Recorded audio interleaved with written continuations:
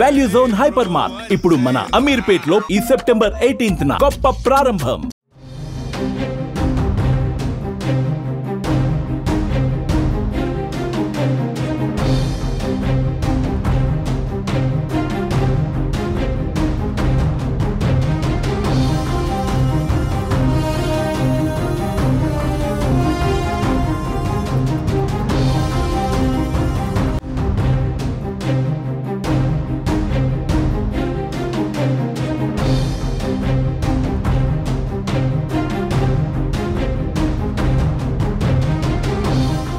మరో వింత వ్యాధి దేశాన్ని వణికిస్తోంది. ప్రైమరీ అమీబిక్ మెనింగో ఎన్సెఫాలిటిస్ అనే అరుదైన వ్యాధి కేరళలో దడ పుట్టిస్తోంది.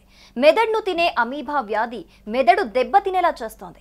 కేరళలో ఈ వ్యాధి వేగంగా వ్యాప్తి చెందుతోంది. ఇప్పటి వరకు 61 కేసులు నమోదయ్యాయి. ఫలితంగా 19 మంది మరణించారు. మెదడును నేరుగా ప్రభావితం చేసే ప్రైమరీ అమీబిక్ మెనింగో ఎన్సెఫాలిటిస్ అంటే PAM అనే ఈ వ్యాధి చాలా అరుదుగా వస్తుందని, వస్తే ప్రాణాపాయం తప్పదు. ముఖ్యంగా నిల్వ నీటిలో ఈ అమీబా పెరుగుతుందని వైద్యులు హెచ్చరిస్తున్నారు.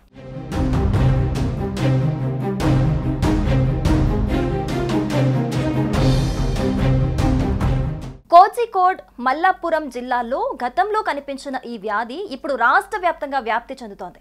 3 నెలల శిశువు నుంచి 91 ఏళ్ల వృద్ధుల వరకు దీని బారిన పడుతున్నారు. 2016లో మొదటి కేసు నమోదై 2023 వరకు 8 కేసులు మాత్రమే ఉండగా 2024లో 36 కేసులు, 9 మరణాలు నమోదయ్యాయి. ఈ ఏడాది 69 కేసులు, 19 మరణాలు జరిగాయి. కలుషిత నీటిలో ఈత, డైవింగ్, స్నానం చేసే వారి శరీరంలోకి ఈ అమీబా చేరుతుంది. కానీ వ్యక్తి నుంచి వ్యక్తికి వ్యాప్తి చెందదు. తలనొప్పి, జ్వరం, వాంతులు వంటి లక్షణాలు కనిపిస్తాయి. వ్యాధి తీవ్రమై సెరిబ్రల్ ఎడేమాకు దారితీస్తుంది. బ్రెయిన్ దెబ్బతింటుంది.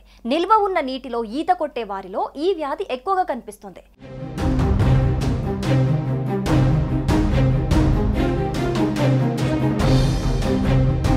1 నుంచి 9 రోజుల్లో లక్షణాలు కనిపిస్తాయి.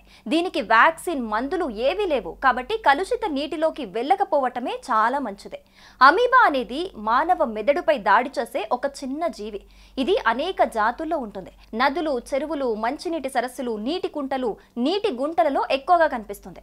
ఇన్ఫెక్షన్ మెదడు జ్వరానికి కారణమవుతుంది. దీనిని అమీబిక్ మెనింగో ఎన్సెఫాలిటిస్ అని పిలుస్తారు. ఈ ఇన్ఫెక్షన్ మెదడు వాపుకు కారణమవుతుంది.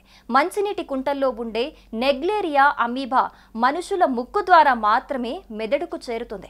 వాసన గ్రహించేందుకు ఉపయోగపడే అల్పాక్టరీ మ్యూకోసా భాగం నుంచి క్రిబ్రిఫ్రోమ్ ప్లేట్ ద్వారా మెదడులోకి ప్రవేశిస్తుంది. తర్వాత వేగంగా బ్రెయిన్ టిష్యూను నాశనం చేస్తుంది.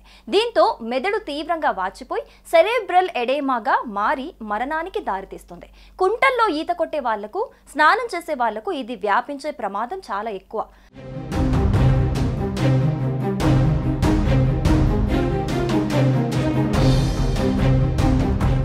ప్రైమరీ అమీబిక్ మెనింగో ఎన్సెఫాలిటిస్ వ్యాధి సోకిన వారిలో తలనొప్పి, జ్వరం, వాంతులు, వికారం వంటి లక్షణాలు కనిపిస్తాయి. దీనిని బ్యాక్టీరియల్ మైనింజైటిస్గా పొరపడుతూ ఉండటం వల్ల పరిస్థితి విషమించే ప్రమాదం ఉంటుంది.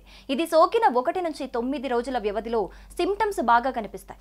కొన్ని గంటలు మొదలుకొని 1 నుంచి 2 రోజుల వరకు ఇది ఎప్పుడైనా తీవ్రంగా మారొచ్చు. రోగ నిరోధక వ్యవస్థ స్పందించే లోపే మెదడుకు ఇది చేరుతుంది.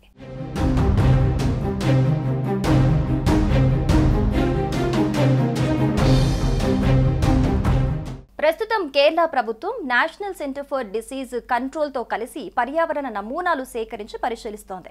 ప్రజలకు సలహా ఏంటంటే కొలనులు, బావులు, చెరువుల వంటి నీటిలో ఈత, అలాగే స్నానం చేయకూడదు. తప్పనిసరిగా అయితే ముక్కులోకి నీరు వెళ్లకుండా నోస్ క్లిప్స్ అయితే వాడాలి. బావులు, నీటి ట్యాంకులను శుభ్రం చేసి క్లోరినేషన్ చేయాలి. లక్షణాలు కనబడితే వెంటనే వైద్యులను సంప్రదించాలి.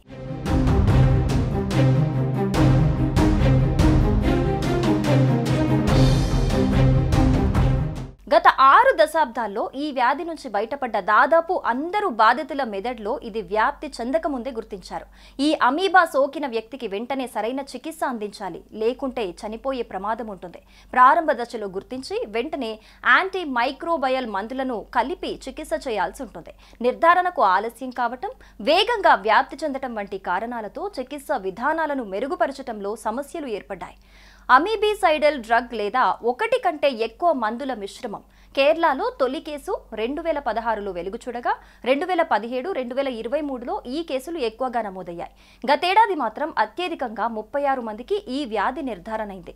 కానీ ఈ ఏడాది ఆ సంఖ్య రెట్టింపు కావటం ప్రమాద ఘంటికలను మోగిస్తోంది.